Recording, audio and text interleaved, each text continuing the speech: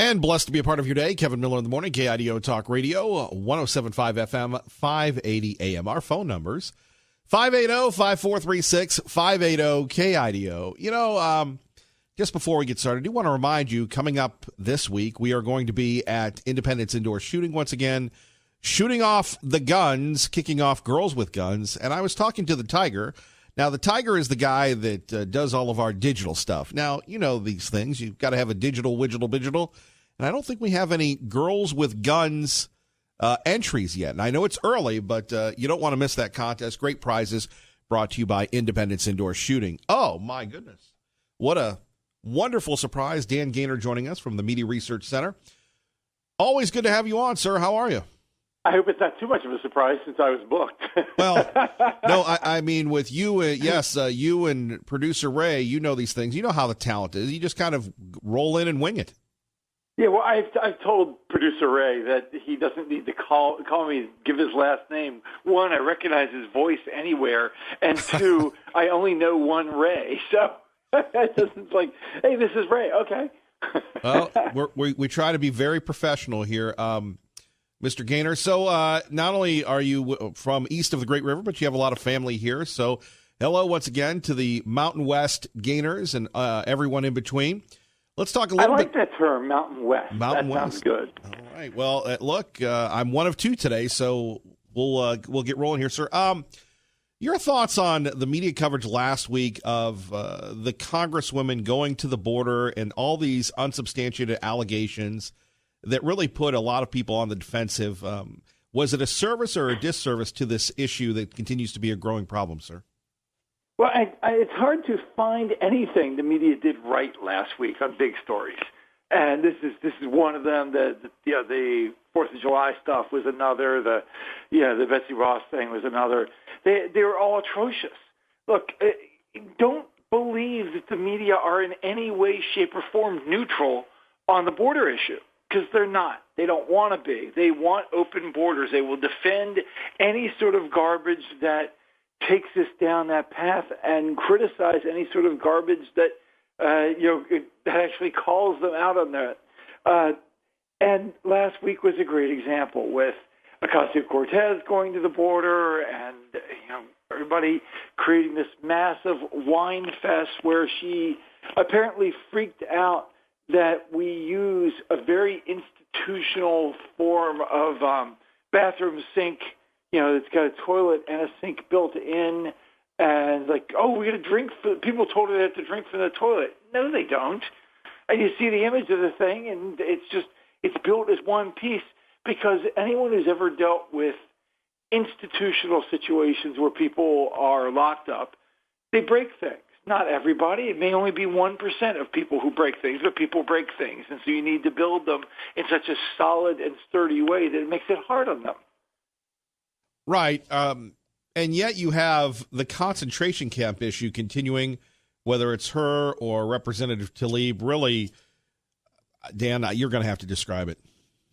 Well, I mean, they claim that these are concentration camps, and it's utterly insane. You go back to the 1930s. Whether, in fact, you want to take the ones in Nazi Germany or ones in other countries, or even the camps where we locked up Japanese Americans during World War II, which I would argue are not concentration camps. But nevertheless, would any one of those, did anyone voluntarily walk into them? No. We've got people by the tens of thousands, hundreds of thousands, in aggregate, million people per year fleeing wherever they are to come into these camps. And then, they could have literally just said, oh, wait, there's a camp there. I'm going to turn around and go home. Or go somewhere else. Or go to Mexico and declare that I'm an asylum seeker in Mexico, not an asylum seeker in America. They're coming there because they know they will eventually be let in. They're coming there because they know that they will get huge economic benefits. This is not people fleeing governments that are going to kill them in most cases. This is people fleeing poverty. Well, there's a whole ton of people in the world who are poor, many of them in our own country, but far more elsewhere. And so are we supposed to simply say anybody who's fleeing poverty gets in? Because that's probably more than 1 billion people. You're right. And the whole issue here, though, how does it undermine, Dan Gaynor, and you at the Media Research Center do such a great job of telling the other side of the story, the real side of the story, but how does it undermine people, whether it's here on KIDO Talk Radio or throughout the country, when you have the news media just giving her a free pass on everything?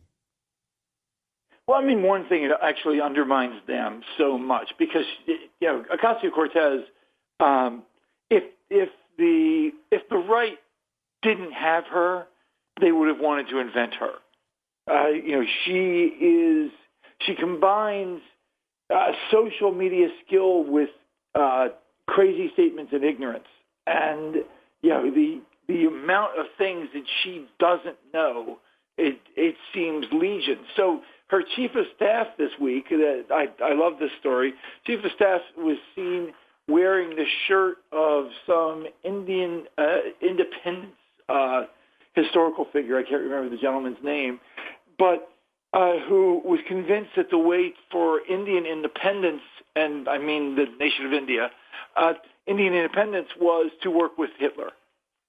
And so the idea that you can have your chief of staff wearing supporter of Hitler, probably a bad tactical move. Will the media harp on that? No, they won't. You're right about that. And yet, I don't know about you, Dan. Hopefully you take a break on Sundays. I watch all the shows, and you had Martha Raddatz and newsbusters.org covered this, grilling the Homeland Security Secretary, and yet giving everybody else a free pass on all these issues. Well, I don't watch as a rule. Don't watch the Sunday shows because I think, like most Americans, I consider them to be a waste of time. And so, that idea that I commit that, but we have people in our organization who watch them, and so we pay them to watch, and I just sort of catch up later. I'll watch if something's important. Martha Raddatz is one of the people who embarrassed herself during the 2016 debates, and she can't check her liberal nature, and that's just who she is. Right.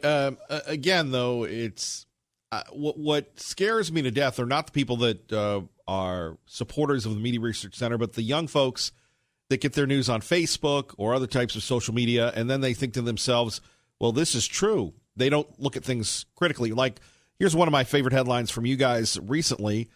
First world feminist, air conditioning is sexist. And this is some of the stuff that's going on unchecked if it weren't for you guys.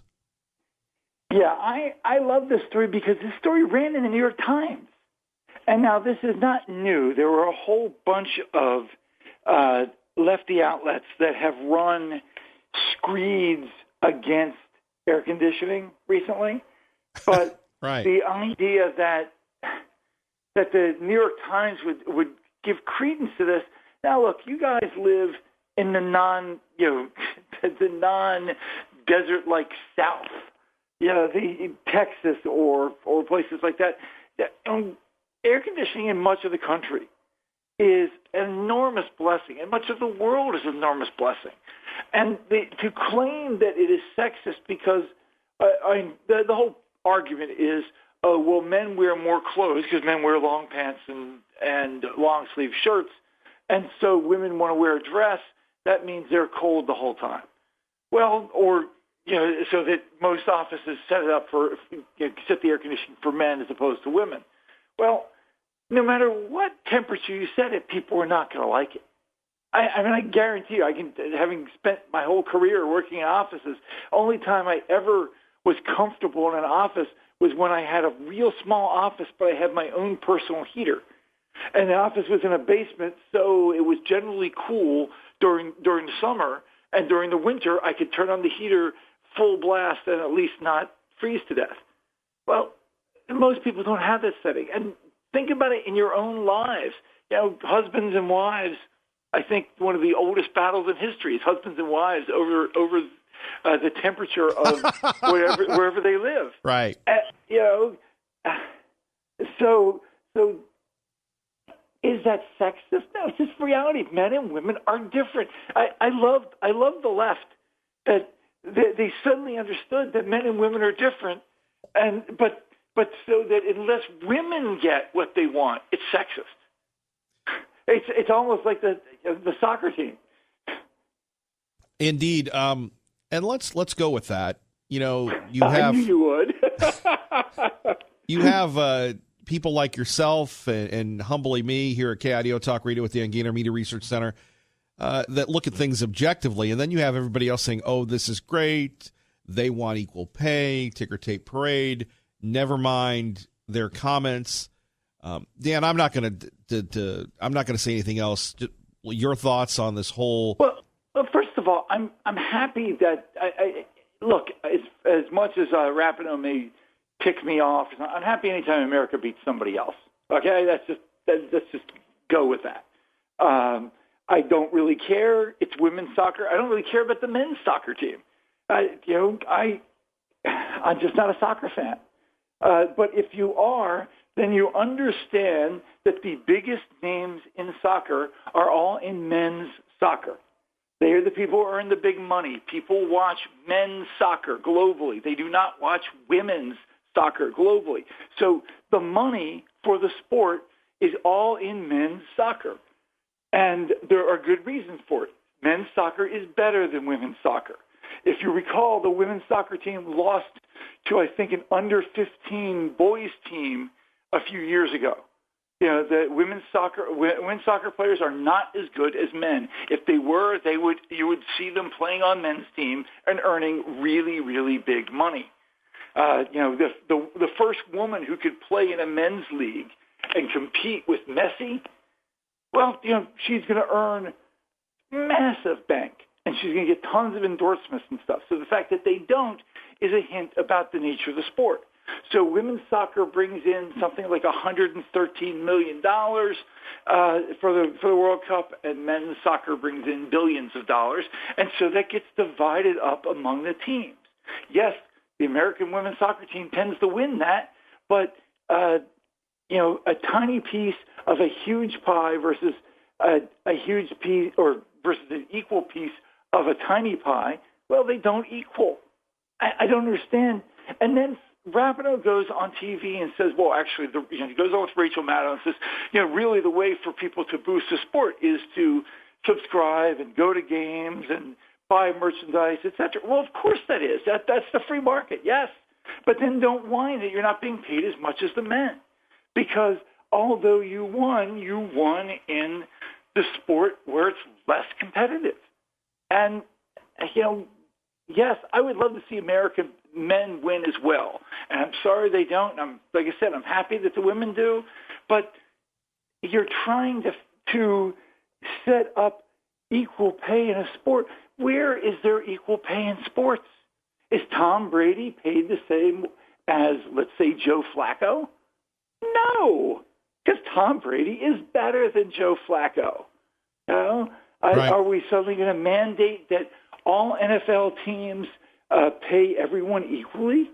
Then the good players will go off and form another league. Dan Gainer joining us, Media Research Center. Kevin Miller, KIDO Talk Radio, 107.5 FM, 580 AM. Final thought, though. You go back to the comments of Megan Rapinoe, of others, in my opinion, they got a pass on a lot of inappropriate behavior. Girls will be girls, Dan. Yeah, when it used to be, if you dropped the flag and totally disrespected the flag, people in the media would care about it. Now they don't. Tucker Carlson's getting beaten up by the left today because of something his sort of monologue from last night. But the reality is the American left, and to a large extent the American media as well, hate America. And let's just stop dancing around it. Is any doubt that Rapinoe hates America? Come on. When you go on a national stage and disrespect the flag, disrespect the national anthem, we know who you are. When you're Ilhan Omar and you spend all your time bashing America, even though America opened its doors and welcomed you, we know where you stand. And I don't see any need to dance around it. We We've spent decades on the right saying that the left hates America, and they've denied it. And now they just opened the doors and said, yeah, in reality, we've been saying it behind closed doors all the time. Now we're just going to be open about it and say, yeah, we really do. Dan Gaynor, maybe one day he'll come back to the Mountain West. Well, I can tell you at least one day next year I'm scheduled because East Coast niece is going to go back home for a wedding to her nifty fiance. So I will be there for that. I don't know how long, but probably a little longer than I did last time because I can't count on American Airlines getting me there. Or getting you out, yes. That's how it works. Well, of course, when we we just had Pitbull here last month, so we always say when you're routed this direction, so we appreciate that, and we look forward to seeing you when you get here. Sounds good, man. You take care. Thank you, Dan Gaynor, joining us, Media Research Center. Coming up next, a couple things going on at 580-5436, 580-KIDO. Remembering famous actor Rip Torn of The Larry Sanders Show and Men in Black and so many Emmy nominations and Emmy wins. And if you ever really want to know what the business is like, what being in television is like, what being in radio is like, watch The Larry Sanders Show. It was a show on HBO years ago. I think one of the streaming services is streaming it, but it really shows you. It was Seinfeld before Seinfeld. Plus, we'll talk a little bit more about, are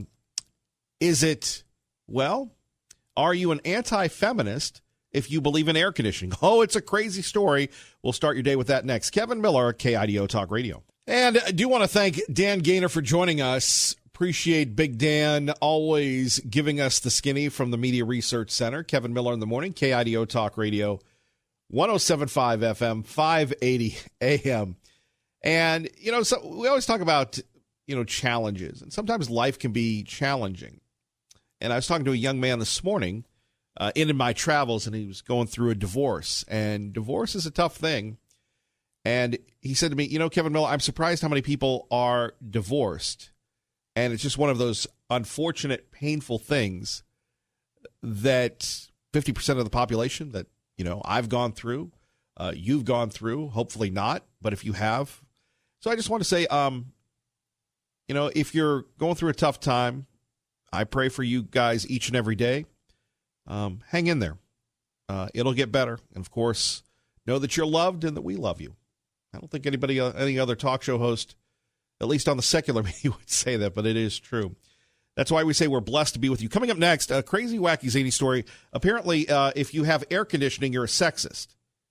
You're trying to suppress women and much, much more. The U.S. women, they're still mad. They still want equal pay for equal play. But is it equal? Think about that. Traffic and weather together. KIDO Talk Radio, 627. Kevin Miller in the morning. Hello, Dave.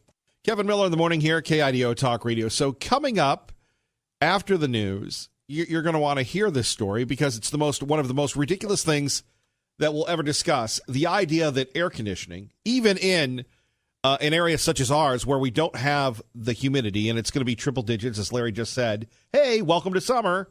Hey, we had a pretty good May and June, all things considered, right?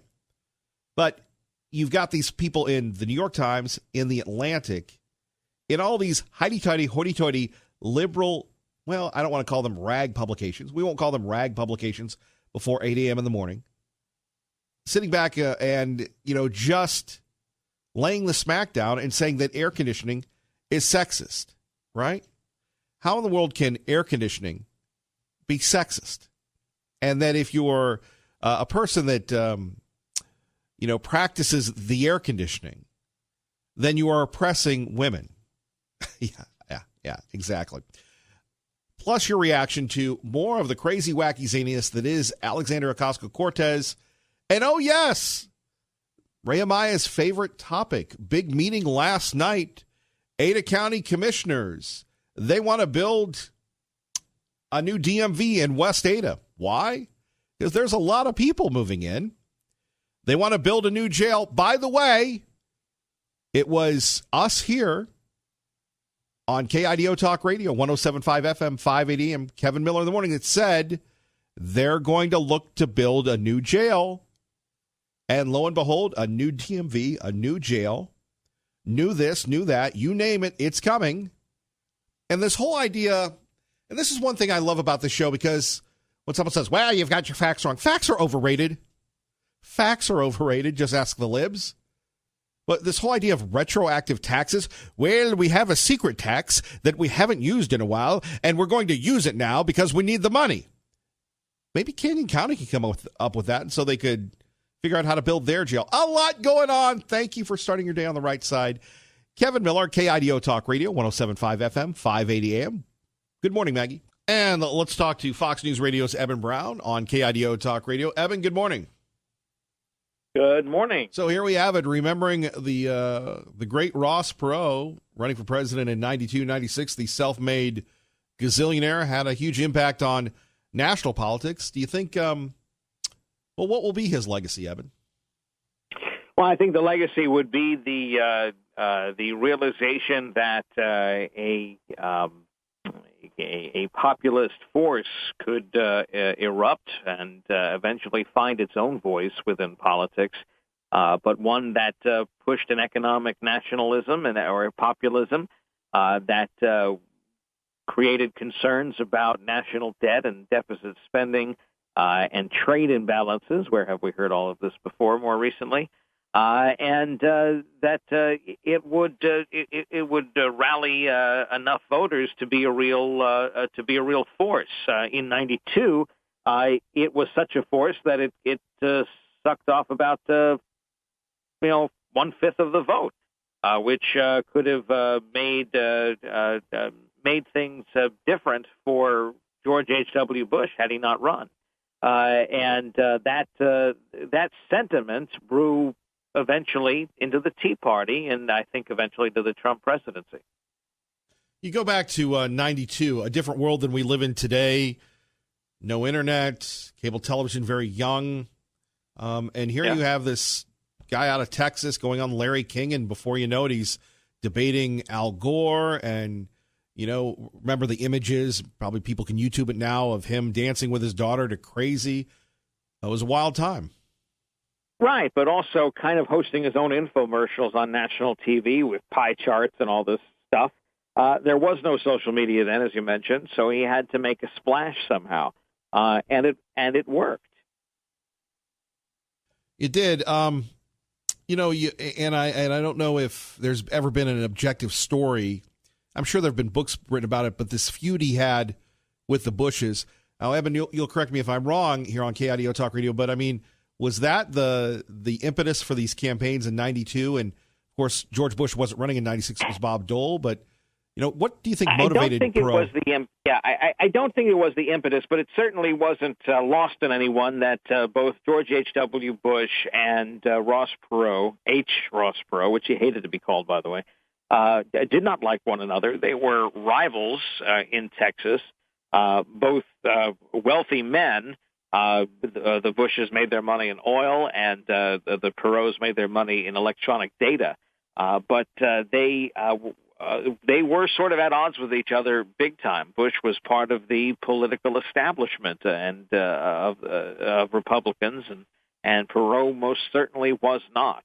The Bush family, while it was George H.W. that made the money, came from an upper crust family with political tradition. Perot did not. He grew up in Depression-era poverty and went to the Naval Academy and had to make something of himself and had to fight the whole way up. There are much more similarities with Ross Perot and Donald Trump than there were with Ross Perot and George H.W. Bush. Evan, finally, what do you think is the biggest Perot moment, debating Al Gore or being on the stage with both Clinton and Bush?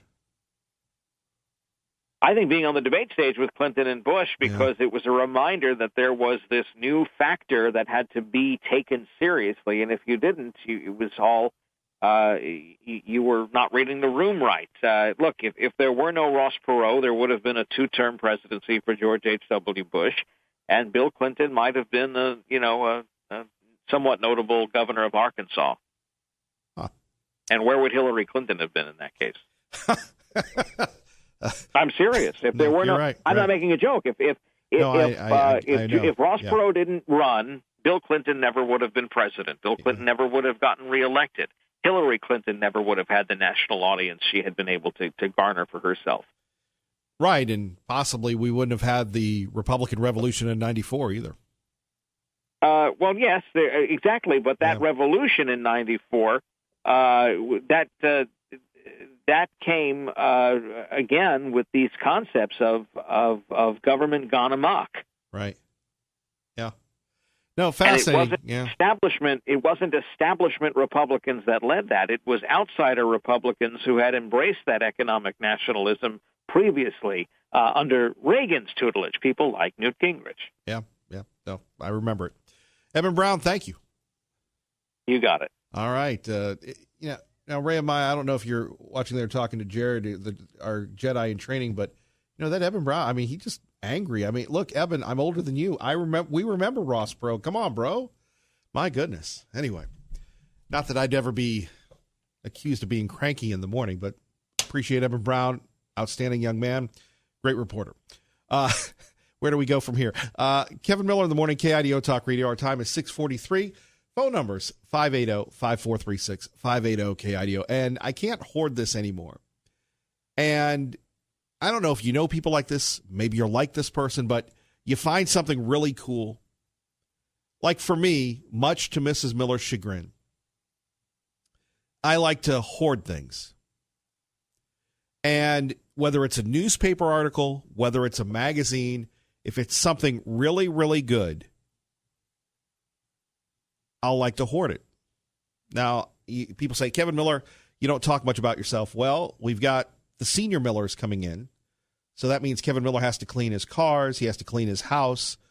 Yesterday, it was a very exciting day outside of Mrs. Miller's business where I was, no kidding, emptying 6 big bags of trash from my 12, 13-year-old Toyota Camry. And why is that important? Because I hoard things, books, articles, and most of the time, unfortunately, I don't get around to reading these things. So with that in mind, let me share with you this story that we talked about earlier. And I'm not kidding about this. You have some feminists in the New York Times, in the Atlantic Monthly, saying air conditioning is sexist. That's right. You have the Atlantic writer Taylor Lorenz tweeted that air conditioning is unhealthy, bad, miserable, and sexist. Yeah, say it's sexist when it's triple digits there, buddy. Bringing attention to the feminist movement against air conditioning. That's right. A miraculous wonder of technology that allows people to settle in sweltering climates is now an engine of the patriarchy. By the way, Jorge Plaza wrote this in Newsbusters. In a following tweet, Lorenz linked to an article from the Atlantic's Olga Konzen that claimed that cool office temperatures hurt women's productivity. I'm not making this up. The study found what most people already know. Women prefer warmer temperatures and men cooler temperatures. When someone is uncomfortable with the temperature, they perform slightly worse at work. Now, I'm going to have to use that one on Jeff the Suit sometimes. I'm just uncomfortable with the temperature in this room. Therefore, my performance is going to suffer. I urge you to use that excuse as well. Shocking, the author uses the common sense findings as a club to browbeat male employers. Well, male employers, being facetious here, well, they're just bad people. Men make more money, men do this. How did we ever have this come to this great intellectual awakening that men are horrible in a world dominated by men? Right? For employers, those findings mean that by insisting on the sub-zero fringes you call cubicles, not only are you making half your employees miserable, you're also sacrificing productivity. Now, by the way, the Washington Post in 2015 published an article. Now, you remember this when you get in your car and it's triple digits in your car, people. Or for some that either prefer or don't want to spend the money or what have you, that roll down the windows, right?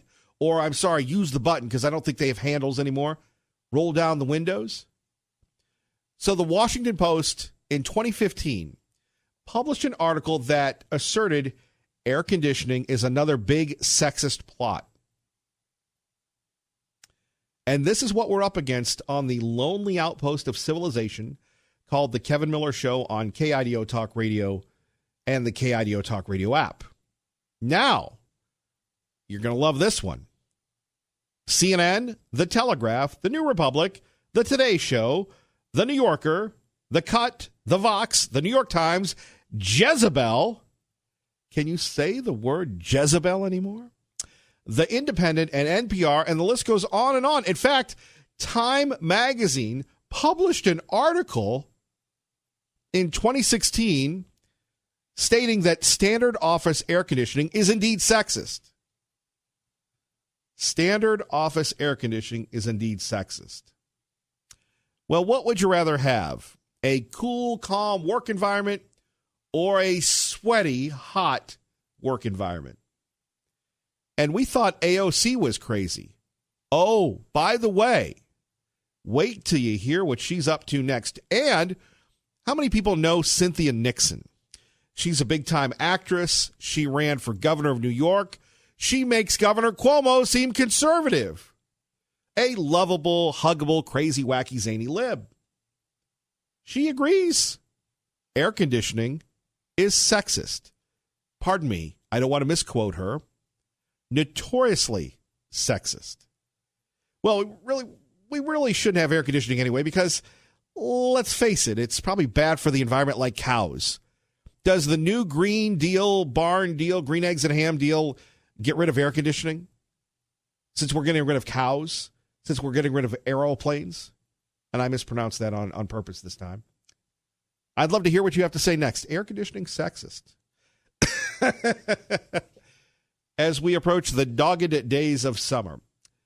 580-5436, 580-KIDO. You're listening to Kevin Miller on your home for Hannity, KIDO Talk Radio. Jay, it's under the Department of Homeland Security. And so we have now... Would you get rid of Homeland Security, too? I think so. I think we need to undo a lot of the egregious mistakes that the Bush administration did. I feel like we are at it is a very qualified and supported position, at least in terms of evidence and in terms of being able to make the argument that we never should have created DHS in the early 2000s. There we have it. Alexandra Ocasio-Cortez wants to get rid of the Department of Homeland Security and ICE. Talk about playing the hits. You know, the astute congresswoman, maybe she should go to some of these countries that she wants to let into this country illegally, decriminalize people coming into the country illegally, and see what life is like down there. And what type of people, some good, some not so good, that'll come into America and be her neighbors. Maybe she should do a fact-finding mission and spend her summer recess on the border or in Venezuela or Guatemala or El Salvador. Sounds good to me. Your calls are always welcome. Join the conversation now, like Liberty Linda on KIDO Talk Radio. Good morning, Liberty Linda. Good morning, Kevin. Yeah, we have a big question mark behind every single person running for the Democratic Party this year. Not one of them make any sense whatsoever to me. So, I don't get it. Everything they say is opposite from what it should be. Anyway, in answer to your question, Kevin, I kind of like air conditioning. I don't know about others, but I bet you liked air conditioning the other day when Mrs. Miller had you doing all that work around the house. Well, exactly. There's a lot of that. Yeah, right. So, yeah, I put a big star next to air conditioning. But really, I wanted to talk about citizenship. Well, before you get to that, how ridiculous is it that you have people saying this with straight faces, that air conditioning is sexist? Where does this come from? We don't know what's going on in our world today. We hear, the Democrats, the things they're saying, the word about air conditioning. I love air conditioning. On a hot day, it's kind of nice to have. It doesn't make any sense that it's sexist. Where does this come from, Kevin? Well, it comes from a lot of publications, Liberty Linda. So you want to talk about the border? Well, I wanted to talk about the big question about should, citizenship be on our census. And yes, I believe that question, the first question should be, are you a citizen? Because the citizens of a country are the only ones that really have say-so in that country. Now, we want to know if you're a guest in a country. We should know everyone that's here. But that question about citizenship, I think, is number one. It's a big question mark. Are you a citizen? Absolutely you're a citizen, or you have no say-so in this country. We want to know if you're here visiting, yes. And I think it should take 7 years before anyone could even become a citizen. That's me. And so this big question mark about the citizenship, I think, is one of the most important questions on a census. Liberty Linda, God bless. Thank you for the call. Okay. Thank you, Kevin. Bye-bye. Bye-bye. Coming up next, Charles Hurt. That's right. The Hurt is in the house. First, traffic and weather together. KIDO Talk Radio. Kevin Miller in the morning. Good morning, Dave. And I'm Kevin Miller. Coming up next, why America went all in on Donald Trump and why we must do it again. Charles Hurt joins us. Good morning.